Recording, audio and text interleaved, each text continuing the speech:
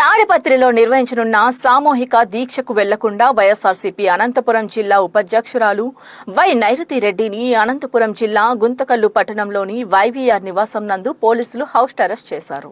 ముందస్తు చర్యల్లో భాగంగా Guntakal DSP Andela Srinivasulu, one town CI Manohar ఆధ్వర్యంలో భారీ సంఖ్యలో పోలీస్ బలగాలను మోహరించి ఆమెను ఇంటి నుంచి బయటకు వెళ్లకుండా అడ్డుకున్నారని, హౌస్ అరెస్ట్ విషయం తెలిసిన వెంటనే వైఎస్ఆర్సీపీ నాయకులు, కార్యకర్తలు పెద్ద ఎత్తున వైఎస్ఆర్ క్యాంప్ కార్యాలయానికి చేరుకుని పోలీసులు చర్యలను తీవ్రంగా ఖండించారు. ఈ సందర్భంగా వై నైరుతిరెడ్డి మాట్లాడుతూ, దాడులకు పాల్పడిన వారిపై చర్యలు తీసుకోకుండా శాంతియుతంగా నిరసన వ్యక్తం చేస్తున్న ప్రతిపక్ష నాయకులను, కార్యకర్తలను అడ్డుకొని హౌస్ అరెస్టులు చేయడం కూటమి ప్రభుత్వ ద్వంద్వ వైఖరిని నిదర్శనమని, ప్రజాస్వామ్యంలో శాంతియుత నిరసన ప్రతి పౌరుడి రాజ్యాంగ బద్దమైన హక్కు అని, ఆ హక్కును కాలరాయడం ప్రజాస్వామ్యాన్ని అవమానించడమే అని అన్నారు. ఈరోజు మరి మొన్న జరిగినటువంటి సంఘటనకు నిరసనగా శాంతియుతంగా దీక్ష చేస్తున్నారు వైఎస్ఆర్ కాంగ్రెస్ పార్టీ తరఫున. మరి పార్టీ ఆదేశాల మేరకు ఈరోజు తాడిపత్రికి బయలుదేరుతుంటే మరి డిపార్ట్మెంట్ వారు వచ్చి అడ్డుకోవడం జరిగింది. మొన్న జరిగిన సంఘటనని మరి మనం చూసుకుంటే ఈ కూటమి పాలన స్టార్ట్ అయినప్పటి నుంచి కూడా ఈ కక్ష సాధింపులు ఇలాంటివి ఎక్కువైపోయినాయి.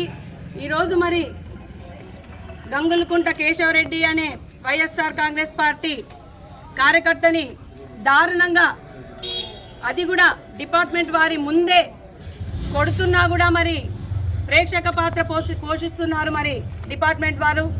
మరి ఇంతటి అన్యాయాలు రాష్ట్రంలో జరుగుతుంటే ఈ చంద్రబాబు నాయుడు గారికి పట్టదా అని మేము ప్రశ్నిస్తున్నాము. కనీసము ఊర్లలోకి ఎంటర్ అయ్యే హక్కు కూడా లేకోకుండా చేస్తున్నారే. ఏం తప్పు చేశామని మీరంతా అడ్డుకుంటున్నారు? ఈరోజు మరి అంత దారుణంగా కొట్టి ఒకటిపై ఒకటయ్యి రేపు నాడు ఏదైనా ప్రాణహాని కలిగి ఉంటే ఎవరు బాధ్యులు? ఈరోజు అంత కక్ష సాధింపులు ఎందుకు చేస్తున్నారు అనేది మేము ప్రశ్నిస్తున్నాము. మరి జేసీ ప్రభాకర్ రెడ్డి గారు ఆయన పెద్ద ఆయనకు మేము చెప్పేటంతటి వాళ్ళు కూడా కాదు.